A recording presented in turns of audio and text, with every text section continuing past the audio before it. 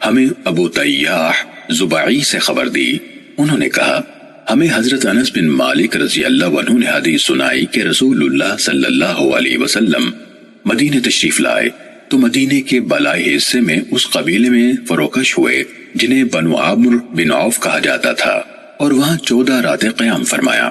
پھر آپ نے بنو نجار کے سرداروں کی طرف پیغام بھیجا تو وہ لوگ پورے اہتمام سے تلواریں لٹکائے ہوئے حاضر ہوئے۔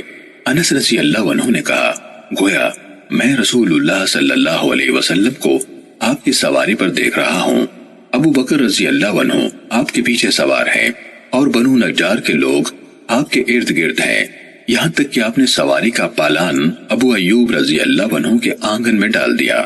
انس رضی اللہ عنہ نے کہا اس وقت تک رسول اللہ صلی اللہ علیہ وسلم کو جہاں بھی نماز کا وقت ہو جاتا آپ وہی نماز ادا کر لیتے تھے، آپ بکریوں کے باڑے میں بھی نماز پڑھ لیتے تھے۔ پھر آپ صلی اللہ علیہ وسلم کو مسجد بنانے کا حکم دیا گیا۔ انس رضی اللہ عنہ نے کہا چنانچہ آپ نے بنو نجار کے لوگوں کی طرف پیغام بھیجا، وہ حاضر ہو گئے۔ آپ نے فرمایا اے بنی نجار مجھ سے اپنے اس باغ کی قیمت طے کرو۔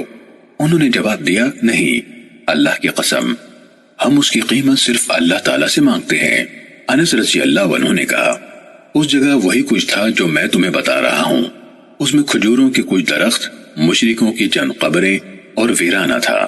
چنانچہ رسول اللہ صلی اللہ علیہ وسلم نے حکم دیا کھجوریں کاٹ دی گئیں، مشرکوں کی قبریں اکھیڑ دی گئیں اور ویرانے کو ہموار کر دیا گیا، اور لوگوں نے کھجوروں کے تنوں کو ایک قطار میں قبلے کی جانب گاڑ دیا اور دروازے کے طور پر دونوں جانب پتھر لگا دیے گئے۔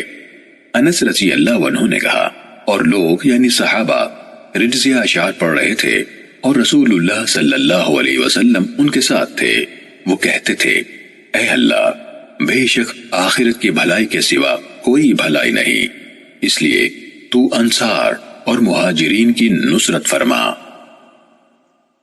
صحیح مسلم حدیث نمبر 1173۔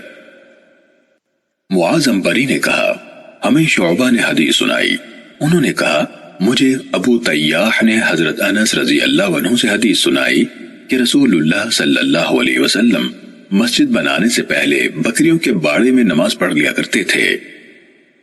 صحیح مسلم حدیث نمبر 1174۔ معاذ کے بجائے خالد یعنی ابن حارث نے روایت کی، کہا ہمیں شعبہ نے ابو طیاح سے حدیث سنائی، انہوں نے کہا میں نے حضرت انس رضی اللہ عنہ سے سنا، وہ فرما رہے تھے کہ رسول اللہ صلی اللہ علیہ وسلم آگے سابقہ حدیث کے مانند ہے۔ صحیح مسلم حدیث نمبر 1175۔